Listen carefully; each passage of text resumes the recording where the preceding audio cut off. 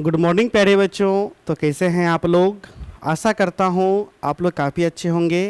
आज मैं फिर से आप सभी बच्चों को स्वच्छ भारत पढ़ाने के लिए आया हूँ। स्वच्छ भारत में अभी तक हमारा 2 क्लास हो चुका है।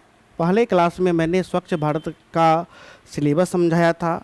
दूसरे क्लास में स्वच्छ भारत विषय का पहला यूनिट बच्चों पढ़ाना मैंने शुरू कर दिया था, ठीक है।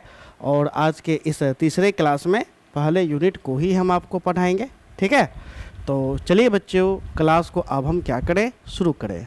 लेकिन क्लास को शुरू करने से पहले मैं आप सभी बच्चों को स्पष्ट कर देना चाहता हूँ, ये स्वच्छ भारत विषय किन बच्चों के लिए है, किन बच्चों को पढ़ना है। तो बच्चों, वैसे बच्चे जो अपना ग्रेजुएशन चाहे आर्ट्स से कर रहे हैं, साइंस से कर रहे हैं या कॉमर्स से कर रहे हैं, यानी बीए, बीएससी, बीकॉम में अगर आप सेमेस्टर 1 में हैं, ठीक है बच्चों, तो आप सभी बच्चे जानते हैं कि आपको कुल मिलाकर के 6 विषय लेना है, जिसमें आपका एक एमजेसी हो जाता है मेजर, एक एमआईसी यानी सब्सिडरी, ठीक है, एक आपका एमडीसी हो जाता है, एक एमआईएल हो जाता है, एक एसएससी हो जाता है और एक बीएसी हो जाता है, ठीक है। तो बच्चों, ये जो बीएसी है, अगर आपने बीएसी में, ठीक है, इस बीएसी में स्वच्छ भारत ले रखा है तो आप इस विषय को पढ़ सकते हैं, ठीक है। और यह विशेष करके उन बच्चों के लिए है जो बच्चे बिहार के किसी भी विश्वविद्यालय से अपना ग्रेजुएशन कर रहे हैं, समझ गए। तो विशेष करके बिहार के छात्रों के लिए ही है। अगर आपका यूनिवर्सिटी पाटलिपुत्रा यूनिवर्सिटी है, मगध यूनिवर्सिटी है, पटना यूनिवर्सिटी है, ललित नारायण मिथिला यूनिवर्सिटी, तिलका मांझी, मुंगेर, पूर्णिया, मधेपुरा, मुजफ्फरपुर, छपरा, आरा यूनिवर्सिटी है, तो सभी बच्चे इस क्लास को अटेंड कर सकते हैं, ठीक है। चलिए, तो अब हम आगे बढ़ेंगे। तो बच्चों, पहले क्लास में तो मैंने स्वच्छ भारत विषय का सिलेबस काफ़ी अच्छे से मैंने समझाया था, और दूसरे क्लास में मैंने पहला यूनिट को बच्चों पढ़ाना भी मैंने शुरू कर दिया था। अगर आप ये दोनों क्लास अटेंड नहीं किए हैं तो आप अटेंड कर सकते हैं, ठीक है। चलो, तो पहला यूनिट जिसका शीर्षक है स्वच्छ भारत अभियान का परिचय, जिसका शीर्षक बच्चों क्या हो जाता है, स्वच्छ भारत अभियान का परिचय। तो पहले क्लास में मैंने परिचय करवा दिया था, स्वच्छ भारत अभियान का मैंने परिचय करा दिया था, काफ़ी अच्छे से मैंने समझाया था। इसलिए आज के क्लास में मैं आप सभी बच्चे को स्वच्छ भारत अभियान का पहला पॉइंट हम आपको समझाएंगे। पहला पॉइंट क्या है बच्चों? स्वच्छता का गांधीवादी दर्शन, स्वच्छता का गांधीवादी दर्शन। अब बच्चों देखो, स्वच्छता मतलब स्वच्छता, गांधीवादी, गांधीवादी का मतलब बच्चों महात्मा गांधी, महात्मा गांधी, गांधीवादी दर्शन यानी महात्मा गांधी जी का दर्शन, यानी महात्मा गांधी जी का विचार, एक प्रकार कहिए तो विचार। तो कुल मिलाकर के इस पॉइंट का मतलब आपका हो जाता है कि स्वच्छता के प्रति महात्मा गांधी जी का क्या विचार है। तो स्वच्छता के प्रति महात्मा गांधी जी का जो भी विचारधारा है बच्चों, इन्हीं विचारधारा को हम इस टॉपिक में बच्चों कवर करेंगे, ठीक है। यानी स्वच्छता के प्रति महात्मा गांधी जी का क्या कहना था, वे क्या सोचते थे, ठीक है बच्चों। और ये जो पॉइंट है बच्चों आपके एग्जाम की दृष्टिकोण से, ठीक है बच्चों, आपके एग्जाम की दृष्टिकोण से MVVI हो जाता है। MVVI का मतलब most very very important question हो जाता है, और हमेशा इस पॉइंट से बच्चों आपके एग्जाम में प्रश्न पूछा जाएगा। और जो प्रश्न पूछा जाएगा बच्चों, प्रश्न दीर्घ पूछा जाएगा। कौन सा पूछा जाएगा? दीर्घ। और आपको पता ही है दीर्घ प्रश्न कितने अंक के होते हैं? 10 अंक के होते हैं। और आपके एग्जाम में जो बच्चों दीर्घ प्रश्न पूछा जाएगा उसका स्वरूप क्या होगा? तो बच्चों प्रश्न का स्वरूप होगा कि महात्मा गांधी जी के स्वच्छता के प्रति दर्शन को स्पष्ट करें। प्रश्न किस प्रकार से पूछा जाएगा? महात्मा गांधी जी के स्वच्छता के प्रति दर्शन को स्पष्ट करें। तो इस प्रकार के प्रश्न बच्चों आपके एग्जाम में पूछा जाएगा। अगर आप अच्छे से समझ लेते हैं तो समझ जाइए आपका 10 का 10 अंक बच्चों रखा हुआ है, ठीक है। समझने में कोई दिक्कत नहीं ना? तो चलिए अब हम आगे बढ़ते हैं, ठीक है। चलो, तो पिछले क्लास में आपको पता ही है स्वच्छ भारत का मैंने परिचय करवा दिया था। परिचय के बाद मैंने ये भी बताया था कि स्वच्छ भारत अभियान के मुख्य उद्देश्य क्या है, स्वच्छ भारत अभियान के घटक क्या है, ठीक है, स्वच्छ भारत अभियान की उपलब्धियां क्या है, स्वच्छ भारत अभियान की चुनौतियां क्या है, स्वच्छ भारत अभियान में व्यक्तियों की भूमिका क्या है। तो बच्चों इतने पॉइंट को मैंने पहले क्लास में समझाया था। अगर आप क्लास नहीं किए हैं तो बच्चों अवश्य रूप से क्लास कर लें, ठीक है। पिछले क्लास का लिंक मैं आपको वीडियो के डिस्क्रिप्शन बॉक्स में दे दूंगा, आप अवश्य रूप से कर लीजिएगा। चलो, तो आज का हमारा पहला पॉइंट है, सिलेबस का पहला पॉइंट है बच्चों, ठीक है। सिलेबस का पहला पॉइंट है। पहला पॉइंट क्या है बच्चों? तो पहला पॉइंट है, एक मिनट,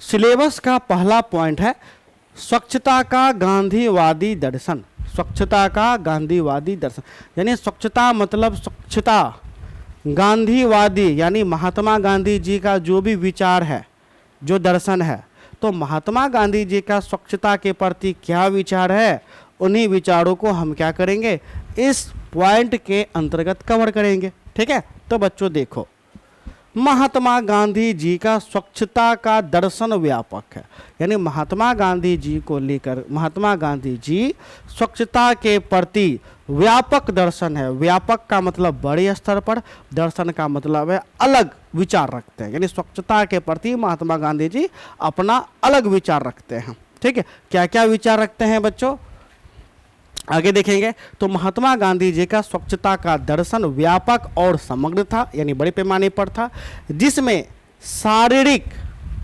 नैतिक और आध्यात्मिक तीन बिंदु को देखिएगा।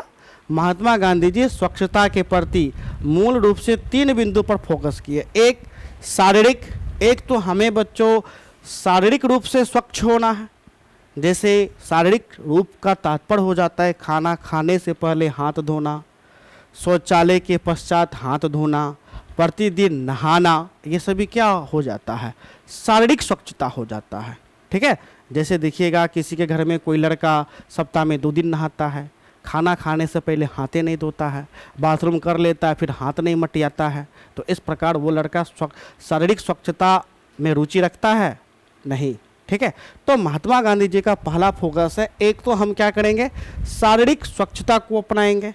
दूसरा नैतिक स्वच्छता। नैतिक स्वच्छता का मतलब हो जाता है, जैसे बच्चों देखो हम लोग समाज में रहते हैं, ठीक।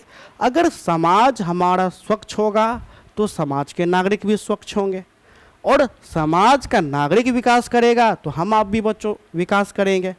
अगर समाज में स्वच्छता नहीं है तो समाज के साथ साथ हम भी बच्चों प्रदूषित हो जाएंगे। जैसे आप अपने मोहल्ला में देखिएगा कि गली में क्या है, कचरा जमा पड़ा है, नाला 4 दिनों से साफ नहीं हुआ है, नाला पे मक्खी भिनभिना रहा है, कूड़ा का ढेर लगा हुआ है, यत्र तत्र मलमूत्र लोगों ने त्याग कर दिया। यत्र तत्र अगर लोग मलमूत्र त्याग कर देते हैं, यत्र तत्र लोग कचरा फेंक देते हैं, इससे क्या होता है, क्या गांव स्वच्छ गांव कहलाएगा? नहीं, स्वच्छ गांव नहीं कहलाएगा। उस गांव में पूरा का पूरा क्या हो जाएगा, गंदगी फैल जाएगा। और जब गांव में कचरा के कारण गंदगी अगर फैलेगा, गांव ही नहीं अगर शहर में भी अगर फैलता है, हमारे मोहल्ला में फैलता है, तो वह गंदगी अपने साथ क्या लाता है, 100 प्रकार का बीमारी लाता है, और उस बीमारी से हम आप क्या हो जाएंगे, ग्रसित हो जाएंगे, ठीक है। तो एक तो महात्मा गांधी ने शारीरिक स्वच्छता के प्रति जोर दिया है, और दूसरा नैतिक स्वच्छता के प्रति। नैतिक में चूंकि हम समाज में रहते हैं तो हमारा भी फर्ज बनता है कि हम अपने मोहल्ले को साफ रखें, अपने घर को साफ रखें, क्योंकि जितना ज़्यादा साफ होगा उतना ज़्यादा समाज के नागरिक क्या होंगे, स्वच्छ होंगे, ठीक है, और स्वस्थ होंगे। और जैसे ही स्वस्थ होंगे तो हम आप क्या करेंगे बच्चों, विकास करेंगे। तीसरा जो बच्चों पॉइंट दिया है वो आध्यात्मिक स्वच्छता। किस पर? आध्यात्मिक, यानी बच्चों हृदय से स्वच्छता, मन से भी स्वच्छता। तो मूल रूप से महात्मा गांधी जी ने स्वच्छता के प्रति 3 बिंदु पर जोर दिया है, शारीरिक, नैतिक और आध्यात्मिक पहलू शामिल है। किनके? तो बच्चों महात्मा गांधी जी के। उनका मानना था, ठीक है बच्चों, यानी महात्मा गांधी जी का मानना था कि स्वच्छता शारीरिक और मानसिक स्वास्थ्य दोनों के साथ साथ सामाजिक और पर्यावरणीय कल्याण के लिए आवश्यक है। यानी महात्मा गांधी जी का मानना है कि स्वच्छता बच्चों शारीरिक और मानसिक स्वास्थ्य दोनों के साथ साथ सामाजिक और पर्यावरणीय कल्याण के भी आवश्यक है। आप अपने गांव में देखिएगा, लोग अपने आप पर, स्वच्छता पर तो पूरा ध्यान देते हैं, लेकिन देखिएगा अधिकांश लोग समाज में ध्यान नहीं देते। जैसे आपके मोहल्ला में देखिएगा यत्र तत्र कचरा फैला रहेगा, नाली गंदा होगा, इससे क्या होता है बच्चों, 100 प्रकार का बीमारी फैलता है। ठीक है, तो हमें क्या करना चाहिए, सामाजिक और पर्यावरणीय, यानी महात्मा गांधी जी के नज़र में शारीरिक और मानसिक स्वास्थ्य दोनों के साथ साथ सामाजिक और पर्यावरणीय कल्याण भी क्या हो जाता है, तो बच्चों आवश्यक हो जाता है, यानी जरूरी हो जाता है। ठीक है, चलिए आगे बढ़ेंगे। अब बच्चों देखो, गांधी का स्वच्छता का दर्शन, ठीक है बच्चों, गांधी का स्वच्छता का दर्शन निम्नलिखित प्रमुख सिद्धांतों पर आधारित है। यानी गांधी जी का जो स्वच्छता का दर्शन है ये भी कई सिद्धांतों पर क्या है, आधारित है। और वह सिद्धांत कौन कौन है, तो पैराग्राफ बाय हम लोग पढ़ेंगे। तो पहला सिद्धांत हो जाता है स्वच्छता एक नैतिक कर्तव्य है। स्वच्छता क्या है, एक नैतिक कर्तव्य। जैसे बच्चों देखो, बड़ों का आदर करना हमारा नैतिक कर्तव्य है ना। बड़ों, जैसे ही हम लोग बड़े से मिलते हैं, अपने से बड़े से, उनको हम प्रणाम करते हैं, कुर्सी देते हैं कि प्रणाम चाचा जी कैसे हैं, नहीं है, क्योंकि हमारा नैतिक कर्तव्य है कि हम बड़ों को क्या करें, आदर करें। उसी प्रकार बच्चों हम समाज में रहते हैं तो हमारा नैतिक कर्तव्य हो जाता है कि समाज का साफ सफाई, यानी मोहल्ला का, अपने मोहल्ला का साफ सफाई आप स्वयं भी करें, क्योंकि आप ही का मोहल्ला है। अगर आप ही का मोहल्ला साफ होगा तो आप ही स्वस्थ होंगे, सरकार स्वस्थ नहीं होगा, कौन होगा, आप ही स्वस्थ होंगे। समझ गए। अगर आपका मोहल्ला गंदा रहता है तो आप ही बीमार पड़ेंगे, सरकार बीमार पड़ेगा नहीं। तो इस प्रकार महात्मा गांधी जी ने नैतिक कर्तव्य को कहा कि यानी समाज में रहने वाले हर लोगों का कर्तव्य होना चाहिए कि अपने अपने गांव को, मोहल्ला को साफ सफाई करे। ठीक है, आप बच्चों देखिएगा हमारे समाज में भी क्या होता है, जब एक बड़ा पर्व आता है, जैसे देखिएगा छठ पूजा, दुर्गा पूजा, तो छठ पूजा में आप लोग देखिएगा लोग है क्या करते हैं, अपने अपने मोहल्ला को स्वच्छ करते हैं, खुद से स्वच्छ करते हैं, सजाते हैं। ऐसा वो क्यों करते, ताकि उसका मोहल्ला अच्छा लगे। इसी प्रकार हमारा ये भी कर्तव्य होना चाहिए, नैतिक कर्तव्य होना चाहिए कि हम अपने मोहल्ला को साफ सुथरा रखें, जिससे अगर मोहल्ला साफ होगा तो हम आप स्वस्थ होंगे। ठीक है, गांधी जी का मानना था कि हर किसी का नैतिक कर्तव्य है कि वह अपने आसपास के वातावरण को साफ रखे। यानी महात्मा गांधी जी का विचार है हर लोगों का कर्तव्य होना चाहिए कि वह अपने आसपास के वातावरण को क्या रखे, साफ रखे। ठीक है, यानी जहाँ वो निवास करता है, जैसे उसका जो मोहल्ला हो गया, जो गांव हो गया, उसका जो घर हो गया, उसका कर्तव्य होना चाहिए कि साफ सुथरा रखे। ठीक है, उन्होंने स्वच्छता को अपने आंतरिक चरित्र और मूल्यों के प्रतिबल के रूप में देखा। यानी बच्चों महात्मा गांधी जी ने स्वच्छता को किन रूपों में देखा, महात्मा गांधी जी ने स्वच्छता को आंतरिक चरित्र, यानी अंदर का चरित्र, आंतरिक चरित्र और मूल्यों के प्रतिबिंब के रूप में देखा। उन्होंने एक बार कहा, यानी बच्चों महात्मा गांधी जी ने एक बार कहा था, क्या कहा था, स्वच्छता विश्वास का एक हिस्सा है। स्वच्छता क्या है, विश्वास का एक हिस्सा है। बच्चों ये पूछा भी जा सकता है आपके एग्जाम में, आपको ये पंक्ति उठा करके दे देगा, पंक्ति रहेगा स्वच्छता विश्वास का एक हिस्सा है। किसने कहा, जवाहरलाल नेहरू, महात्मा गांधी, डॉक्टर राजेंद्र प्रसाद, इनमें से कोई नहीं। तो बच्चों उत्तर क्या हो जाएगा, महात्मा गांधी जी। ठीक है, तो ये पंक्ति को याद करना है, स्वच्छता विश्वास का एक हिस्सा है, किसने कहा, महात्मा गांधी जी ने कहा। ठीक है, चलिए आगे बढ़ेंगे।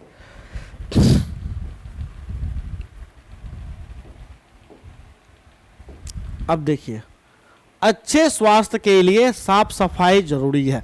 बच्चों हम आप जानते ही हैं, अगर हर किसी को स्वस्थ रहना है तो साफ सफाई जरूरी हो जाता है। साफ सफाई सामाजिक स्तर पर भी और व्यक्तिगत स्तर पर भी जरूरी हो जाता है। व्यक्तिगत स्तर पे जैसे देखो, मैला कपड़ा ना पहने, प्रतिदिन नहाएं, ठीक है, खाने से पहले हाथ को अच्छी तरीके से धोएं, शौचालय के पश्चात भी हाथ मुंह पैर को अच्छी तरीके से धोएं। तो ये तो व्यक्तिगत स्वच्छता आपका हो जाता है। उसके अलावा घर का साफ सफाई, व्यक्तिगत स्वच्छता हो जाता है। लेकिन घर के साथ साथ जब हम अपने आसपास के भी क्षेत्र को साफ सुथरा करते हैं, यानी अपने गांव मोहल्ला को भी साफ सुथरा करते हैं, तो यह सामाजिक स्तर पर आपका हो जाता है। ठीक है बच्चों, और अगर ये साफ होगा तो स्वस्थ कौन होगा? आप ही तो स्वस्थ होंगे। ठीक है, तो अच्छे स्वास्थ्य के लिए साफ सफाई जरूरी है। गांधी का मानना था कि बीमारी को, ठीक है ध्यान दीजिएगा, बीमारी, और ये आप सभी बच्चों को पता है बीमारी कैसे फैलता है? गंदगी से। तो बीमारी को रोकने और अच्छे स्वास्थ्य को बढ़ावा देने के लिए स्वच्छता आवश्यक है। अच्छे स्वास्थ्य को बढ़ाने के लिए क्या बच्चों आवश्यक है? स्वच्छता आवश्यक है। ठीक है, उन्होंने स्वच्छता के सरल और प्राकृतिक तरीकों की वकालत की। क्या की? वकालत। कौन किया? महात्मा गांधी जी ने। यानी महात्मा गांधी जी ने वकालत किया स्वच्छता के सरल और प्राकृतिक तरीकों को। ठीक है, जैसे कि नियमित रूप से स्नान करना। नियमित रूप से आपको क्या करना है बच्चों? स्नान। अगर आप नियमित रूप से स्नान करते हैं, इसका मतलब आप स्वच्छता के प्रति जागरूक हैं। ठीक है, साफ पानी पीते हैं और साफ पानी और साबुन का प्रयोग करते हैं नहाने समय। अपने आसपास के वातावरण को गंदगी और मलबे को मुक्त रखते हैं। ठीक है, मलबा मतलब कचरा मुक्त रखते हैं। उन्होंने व्यक्तिगत स्वच्छता के महत्व पर भी जोर दिया। यानी बच्चों महात्मा गांधी ने व्यक्तिगत स्वच्छता के भी प्रति काफ़ी ज़्यादा जोर दिया। जैसे कि खाने से पहले और शौचालय का उपयोग करने के बाद अपने हाथ को धोना, अपने पैर को धोना, ये सभी क्या हो जाता है? तो बच्चों व्यक्तिगत स्वच्छता हो जाता है। तो इस प्रकार का ये जो भी विचारधारा है किनका है? तो बच्चों महात्मा गांधी जी का है। ठीक है, चलो आगे देखेंगे।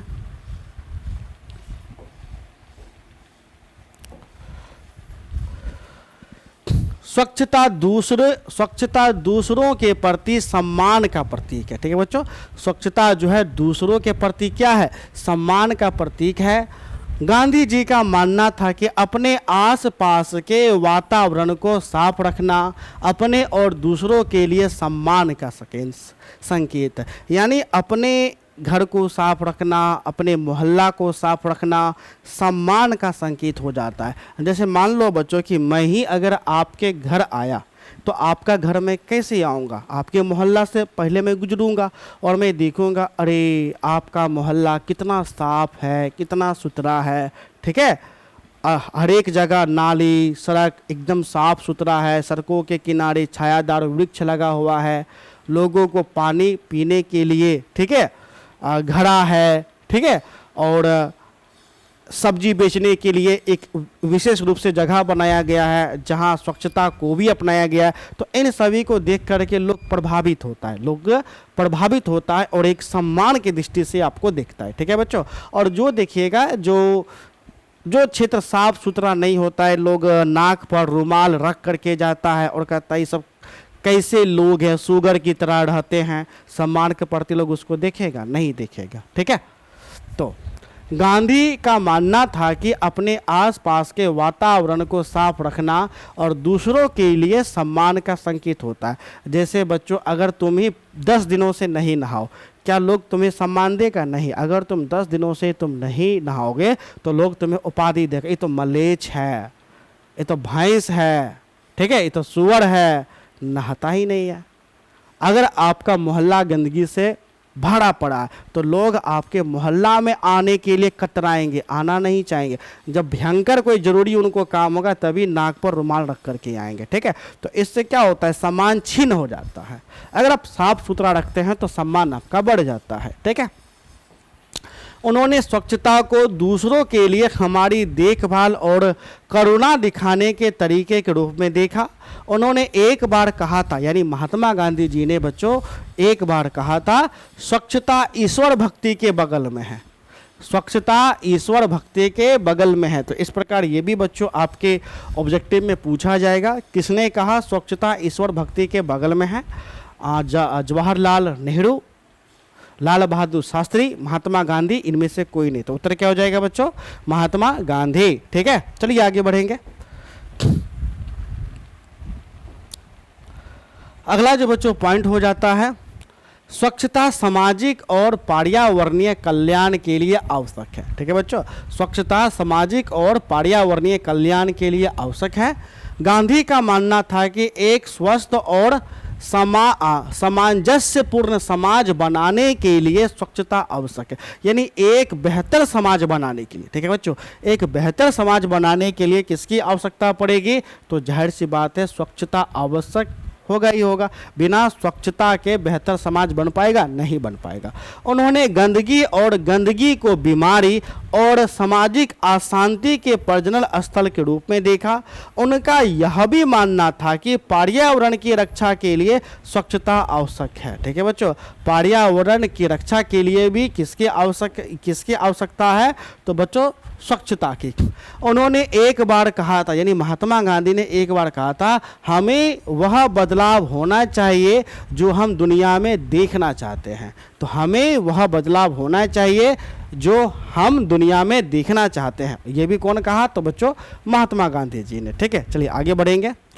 गांधी का स्वच्छता का दर्शन स्वच्छ भारत अभियान, ठीक है बच्चों, जो आपका मूल पॉइंट है, स्वच्छ भारत अभियान के लिए अत्यधिक प्रासंगिक है, यानी प्रशंसनीय है। प्रासंगिक का मतलब हो जाता है प्रशंसनीय। ठीक है, महात्मा गांधी जी का स्वच्छता का दर्शन स्वच्छ भारत अभियान के लिए अत्यधिक प्रासंगिक है, प्रशंसनीय है, जो 2019 तक ओडीएफ भारत को प्राप्त करने, ओडीएफ भारत को प्राप्त करने, ओडीएफ का मतलब हो जाता है खुले में शौच मुक्त भारत। खुले में शौच मुक्त भारत, जैसे ना गांव में लोग खुले में शौच करते हैं, तो ओडीएफ का मतलब यही हो जाता है। इसका अंग्रेजी का शॉर्टकट नाम है ODF। ठीक है, यानी हिंदी में इसका मतलब होता है खुले में शौच मुक्त क्या? तो भारत। तो ओडीएफ भारत को प्राप्त करने और शहरी और ग्रामीण क्षेत्रों में ठोस अपशिष्ट प्रबंध, अपशिष्ट मतलब जो कुछ कूड़ा है, कचरा है, ठीक है, अपशिष्ट प्रबंध में सुधार के लिए भारत सरकार द्वारा शुरू किया गया एक राष्ट्रव्यापी अभियान है। क्योंकि देखो ये जो स्वच्छ भारत अभियान जो शुरू हुआ, ये अभियान किसके द्वारा शुरू किया गया? तो बच्चों बीजेपी की सरकार के द्वारा शुरू किया गया। कब? तो बच्चों 2 अक्टूबर 2014 को आपको किया गया था। और यह अभियान एक स्वच्छता के प्रति पूरे भारत में एक राष्ट्रव्यापी अभियान है। ठीक है, चलो, और इसी अभियान के तहत देखिएगा कि आपके गांव में देखिएगा स्वच्छ भारत के तप में जगह जगह देखिएगा कूड़ा डालने के लिए आपको डब्बा मिल जाएगा। हर एक घर में भी डब्बा दिया गया, एक हरा एक नीला, आपके घर में भी शायद आपको दिया गया होगा। और स्वच्छ भारत अभियान के तहत ना जाने लोगों को मोटिवेट करने के लिए कितने गाने भी बनाए गए। जैसे आपने एक गाना सुना होगा, गाड़ी वाला आया घर से कचरा निकाल, यानी गाड़ी वाला आता है कचरा लेने के लिए और गाड़ी वाला यह गाना भी बजाता है। और यह गाना सुनकर के लोग क्या करते हैं? अपने घर से कचरा निकालते हैं और उस गाड़ी वाले को दे देते हैं। और इससे क्या होता है? यानी इससे यह होता है कि समाज में कोई कचरा नहीं फैलता है। ठीक है, चलो, हर एक कचरा गाड़ी वाला आता है लेकर के अपना चला जाता है। ठीक है, तो इससे आपका मोहल्ला गांव क्या हो जाएगा? स्वच्छ हो जाएगा। ठीक, स्वच्छ भारत अभियान पर गांधी के स्वच्छता के दर्शन को कैसे लागू किया जाए, कैसे लागू किया जा रहा है, इसके कुछ विशिष्ट उदाहरण निम्नलिखित हैं। जैसे पहला पॉइंट हो जाता है स्वच्छता और स्वच्छता शिक्षा को प्रोत्साहन। ठीक है बच्चों, स्वच्छता और स्वच्छता शिक्षा को प्रोत्साहन। जैसे बच्चों अभी जो मैं आपको पढ़ा रहा हूँ, स्वच्छता शिक्षा को ही तो मैं आपको पढ़ा रहा हूँ। इससे आप क्या होंगे? जागरूक होंगे। तो अगर हम लोगों को स्वच्छता के प्रति शिक्षा दें तो लोग क्या हो जाएंगे? जागरूक हो जाएंगे। इससे समाज में, गांव में, घर में गंदगी फैलेगा नहीं? फैलेगा। और हर लोग स्वस्थ होंगे और हर लोग क्या करेंगे बच्चों? विकास करेंगे। ठीक है, तो गांधी का मानना था कि स्वच्छता के प्रति लोगों के दृष्टिकोण और व्यवहार को बदलने के लिए शिक्षा आवश्यक है। शिक्षा क्या है बच्चों? आवश्यक है, यानी शिक्षा कंपलसरी हो जाता है। स्वच्छ भारत अभियान की विभिन्न चैनलों के माध्यम से स्वच्छता और स्वच्छता शिक्षा को बढ़ावा दे रहा है। यानी टेलीविज़न पर विभिन्न चैनल के माध्यम से स्वच्छता के प्रति विभिन्न अभियान चलाए जा रहे हैं। अगर आप गांव में जाइएगा तो जगह जगह पेंटिंग आपको किया होगा, ठीक है। स्वच्छता प्रति को लेकर के कई सारा चित्र आपको बना रहेगा कि यत्र तत्र कूड़ा ना फेंके, कूड़ा एक ही जगह फेंके। इससे क्या हो रहा है, लोग जागरूक आपको हो रहे हैं, ठीक है। जैसे कि मास मीडिया अभियान, ठीक है, स्कूल कार्यक्रम और सामुदायिक आउटरीच गतिविधियां, इन सभी कार्यक्रमों के द्वारा लोगों को स्वच्छता के प्रति क्या किया जा रहा है, तो बच्चों जागरूक किया जा रहा है, ठीक है। चलिए आगे बढ़ेंगे। अब देखो, लोगों को अपने परिवेश की जिम्मेदारी लेने के लिए प्रोत्साहित करना। क्योंकि आप जिस समाज में रह रहे हैं, आपका यह कर्तव्य होना चाहिए कि अपने समाज का अपना जिम्मेदारी खुद लें।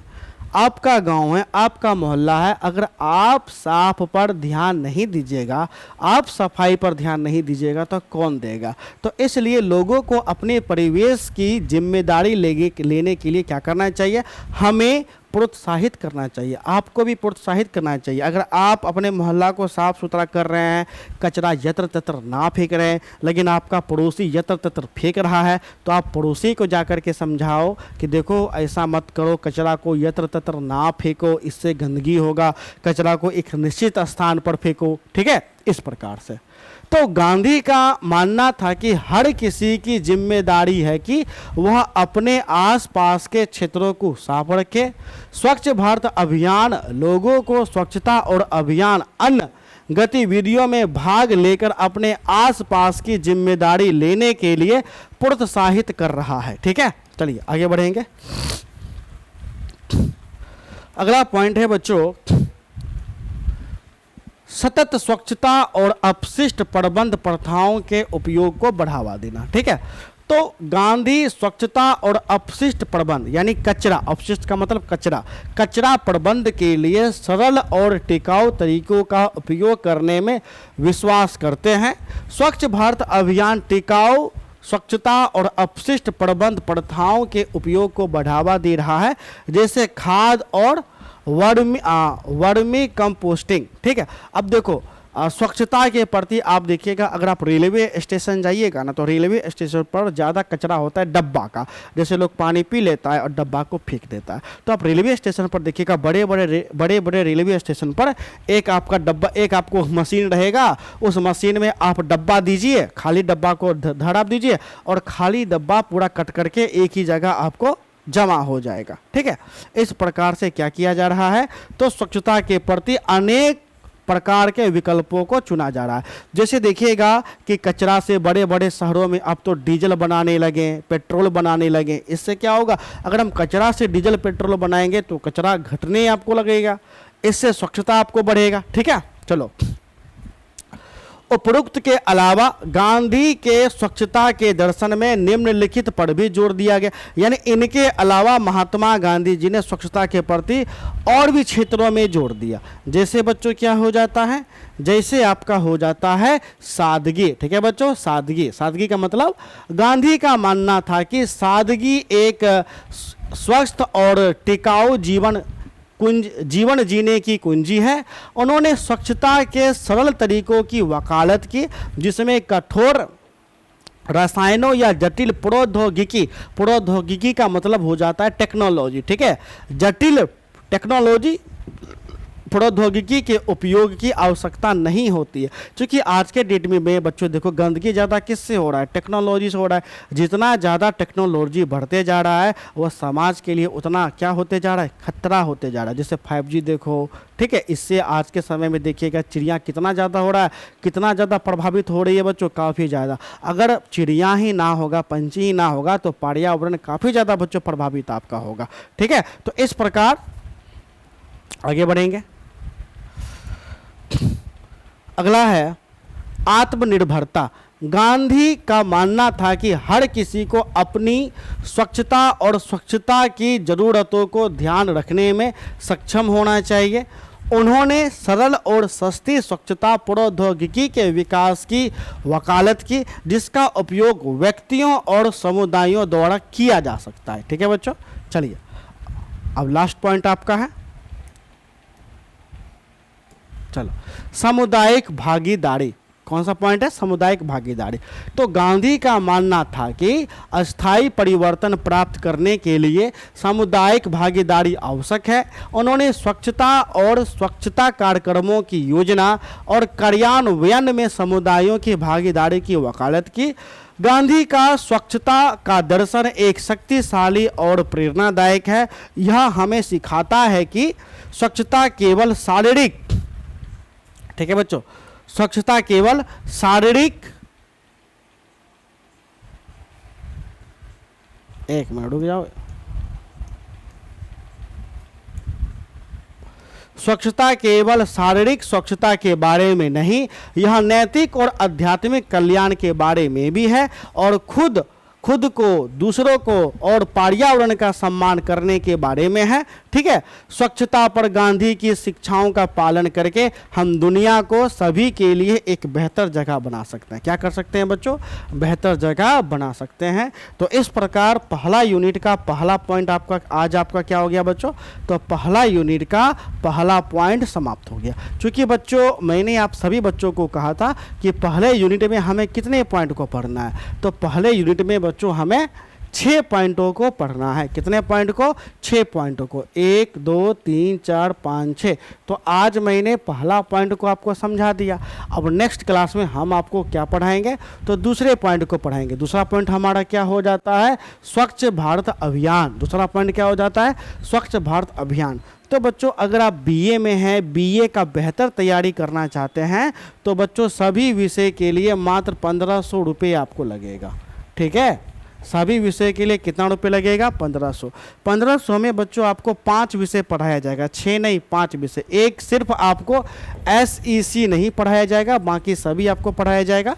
ठीक है, और अगर आप BA BSc से हैं, अगर आप BSc और BCom से हैं और आपने स्वच्छ भारत ले रखा है, हिंदी MIL ले रखा है, ठीक है, या MDC में हिस्ट्री ज्योग्राफी पॉलिटिकल आप ले रखा है, तो आपको मात्र 700 रुपये लगेंगे। कितने रुपये लगेंगे बच्चों? 700 रुपये लगेंगे। तो अगर आप हमारे पेड कोर्स में जुड़ना चाहते हैं, ऐप पर बेहतर तैयारी करना चाहते हैं, सारा क्वेश्चन आंसर PDF फाइल में नोट्स, टेस्ट, ठीक है, बेहतर एक तैयारी करना चाहते हैं, तो बच्चों आप हमारे पेड कोर्स में ज्वाइन कर सकते हैं। तो पेड कोर्स में बच्चों ज्वाइन करने के लिए आप हमें कॉल करिए। हमारा नंबर है 70 61 50 45 52। इस नंबर पर कॉल करिए और हमारे पेड कोर्स में जुड़ जाइए। ठीक, एक बार अवश्य रूप से परचेज करने से पहले कॉल आप करिएगा। ठीक है, चलो, और अगर आप हमारे टेलीग्राम चैनल में जुड़ना चाहते हैं, तो टेलीग्राम चैनल का लिंक मैंने वीडियो के डिस्क्रिप्शन बॉक्स में दे दिया है। आप जाइए हमारे टेलीग्राम चैनल को ज्वाइन करिए। टेलीग्राम चैनल का नाम BA online classes for Bihar universities है। आप टेलीग्राम चैनल को बच्चों अवश्य रूप से ज्वाइन करें। तो मिलते हैं नेक्स्ट क्लास में। और हाँ, आप हमारे चैनल को भी सब्सक्राइब कर दीजिए, वीडियो को लाइक कर दीजिए, और आपको किसी भी प्रकार का कोई दिक्कत है तो कमेंट करके बताइए। आपके कमेंट का जवाब हम 1 घंटा के अंदर देंगे, ये हमारा खासियत रहा है। तो कोई भी दिक्कत हो तो कमेंट करके आप पूछिए, चैनल को सब्सक्राइब करिए और अपने मित्रों को भी बच्चों शेयर करिए। मिलते हैं नेक्स्ट क्लास में, तब तक के लिए धन्यवाद।